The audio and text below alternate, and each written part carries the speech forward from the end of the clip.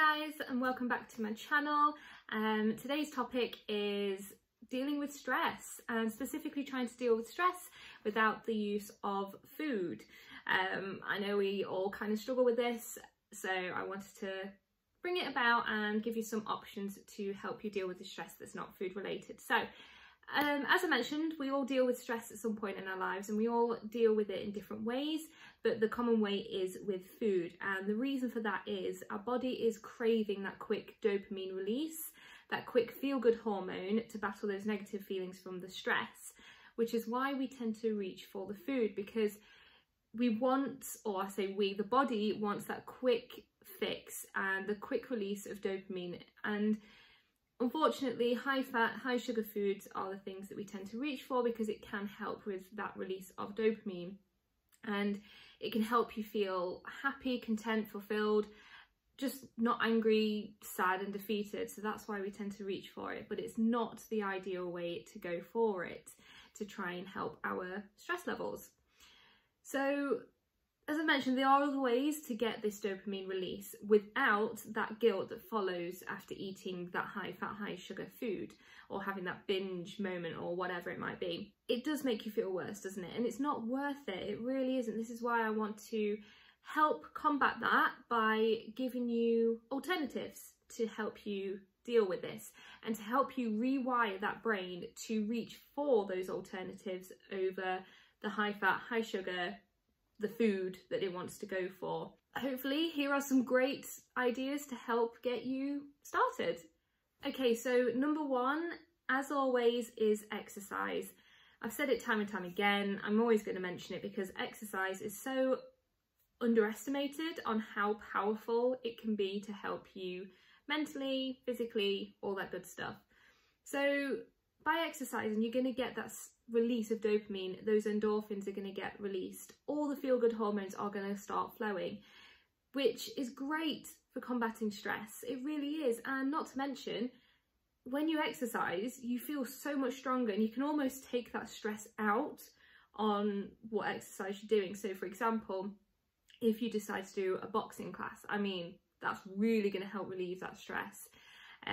Cardio, you can be able to push yourself maybe that little bit more. You can use that stressful feeling to fuel a really good workout, and then in return, that workout is going to give you all those feel-good hormones. So exercise is really, really good. As I mentioned, it provides a low dose jolt of the dopamine, and that's going to hit those reward centers in the brain, okay? And that's the system where you feel pleasure, motivation and hope. So if you were to have regular exercise, it will help to remold the reward system in your brain, and it will then lead to higher circulating levels of that feel-good hormone. So by continuously, regularly exercising, you're going to help, as I say, really improve the circulation of those levels, which means that in the future you'll be able to deal with those stressful situations a little bit better. They're probably not going to hit you as hard. You're probably going to find that it takes a little bit longer for you to get stressed, and it's going to just reduce the pain that stress brings on the body. So it's so important to do it. And again, just moving your body from a physical standpoint is great. It's going to help your joints, your flexibility. It's going to help make your bones be stronger. It's going to help lower the risk of disease. So I can't express just how much exercise is helpful for stress as well as your physical well-being. The next one is quite simple, again, completely underestimated, but count to 10.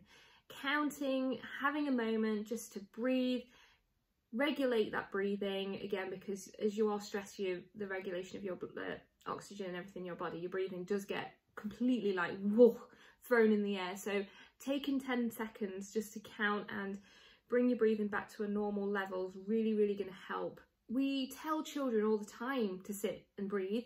So why do we tell them and not actually do it ourselves? It doesn't make sense. We see that it's useful for children to do that, so it's going to be useful as an adult to do as well. It's going to help you just process everything a bit more.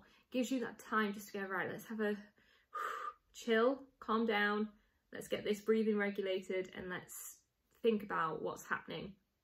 Now, when your breathing changes, the breathing pattern, it's going to impact the gases, the level of the gases in your body, and that will just disrupt everything. It really will just send you a bit crazy feeling. By taking that 10 seconds to regulate the breathing and then regulate those gas levels, it's going to help your body process. Again, it's a lot of this is your body processing things, and you need to give it time to do that, to deal with this stress, this fight or flight response it's having to stress. So make sure that you do count to 10 or add it as one of your tools. Another way to deal with stress is to unplug from social media, unplug from your phone, laptop, get rid of all your electronics. Now you can do this for a day, you can do this for an hour, you can do it for half an hour, but just take yourself away from your electronics. They're not going to help. You're going to go on there, you're going to pick things out that are going to make you feel a little bit more stressed, maybe things that make you feel stressed about how you suddenly look, even though your stress it wasn't around that topic. Or it might mean that the person you're stressed with is there in front of you, still a part of your environment, even though they're not in your environment. It's just not worth it. You've got to take yourself away from that. And as I say, you could do this for half an hour, a day, whatever. Just take yourself away from all of those electronics, any form of communicating with people that maybe you don't need to at the moment. Maybe you just want to make sure that you're left alone. So you can again process everything that's going on, deal with the stress, figure it all out, and just take time really. Combine that with doing those breathing exercises or doing that exercise. It's so important to do, well, to unplug, I think, every now and then from social media anyway. I guess a nice basic tip, just unplug from your phone and all those electronics. Another thing you can do is do something you enjoy. Hobbies, activities, films, music, whatever you enjoy that takes your mind away from what you're thinking about, what you're stressing about, that just, again, releases those dopamines and endorphins and all the good feel-good hormones that just make you feel so much better. And just invest some time in you, in doing the things you enjoy. We, again, underestimate just the power of taking time to do things we like to do. There are a reason they are things we like to do, because we feel pleasure when we do them. So just take some time to do that. If there's pots to do, wait, they can wait. If there's some washing to do, it can wait. Half an hour, again, you can do a day if you want, but just do something that you enjoy doing. Again, just to get away from everything. It's so important, and invest. It's worth investing that time. Another thing you can do is journaling, writing out everything that's on your mind into a book. So helpful for a lot of people. It helps you unload it from your shoulders, for one, so you're not thinking about it because it's out on paper, so you don't need to think about it, because then you can just read back what's happening. And it means that you don't have to dwell on it. It means that you have got it out to be dealt with at another time as well. And it can also help avoid anything sort of escalating to a worse situation, because you're able to process it as you're writing. And it helps you just to clarify your thoughts and feelings and gain more of, I guess, more control or self-knowledge on what's happening, self-awareness, all that good stuff. And it's a good problem-solving tool. As I say, you're going to be able to process everything as you're writing it out. You might find once it's written out, it might be ridiculous, so you don't need to dwell on it. But if it is something that does need a bit of attention, having it written down gives you that time to solve the issue, or maybe think about potential ways to solve the issue. Make sure you've got yourself a cute book, a cute pen, something, whatever, a little notebook. Have it by your bed, maybe on you at all times, and just write it out, just get it out. Another thing you can do is eat nutritionally. Now, Mind, the website Mind, the charity Mind, has a great piece on this, and they address how eating nutritionally can help you in the long term with dealing with stress and not turning to food in regards to your mood. So I will link that below because I thought it was great. It's only a short little video, a short little article, but it really does speak words. Honestly, it's great. And just eating nutritionally will help the effects that stress brings about on your body.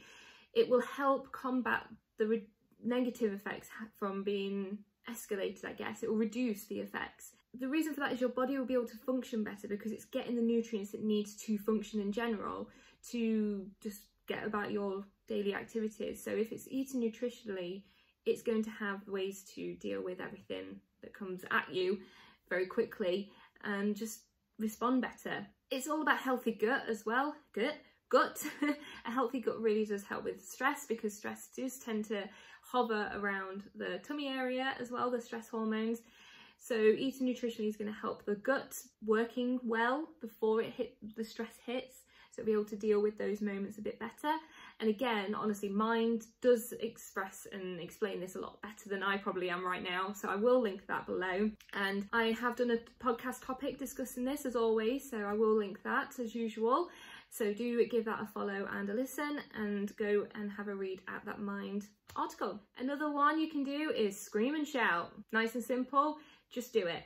Even if you have to do it into a pillow, whatever, just scream, shout, get it off your chest. You just feel so much better, because a lot of the time stress is because we are holding things in. So if you've got a time just to go wah and just get it out, you're gonna feel 10 times better. So just scream and shout. There's nothing else I can say about that. Another one is go for a walk. So this is similar to exercise. You're gonna get that same good hormone release, but it also just takes you out of certain environments. It makes you have to go out into nature, get a change of scenery, get some fresh air, and just help you clear your head, because you're going to get some good oxygen. You're going to just be out of the environment, as I said, and it's going to help you process everything, because you can just wander around, have a little think.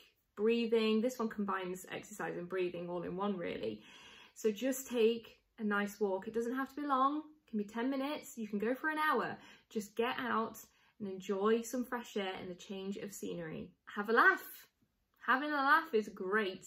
So again, we're going to get those feel-good hormones rushing around when we have a laugh. So you can watch a comedy, you can hang out with some friends, you could maybe read something funny, I don't know, but just have you could just even laugh. Just laugh. Something might not be funny, you might not be watching anything, but just pretending to laugh helps a lot. It's almost like tricking the body into releasing those hormones. So just laugh.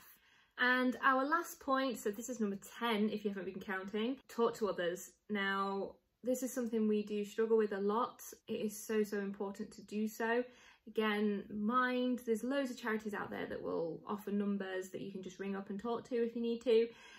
But just talk to people around you, family, friends, but just get it off your chest. Talk to someone. Now, if it's a work situation, I would wholly advise you to go talk to your manager, your boss, whatever, and just tell them how you're feeling. Tell them why you're stressed out. Let them know if there's something they can do to help you.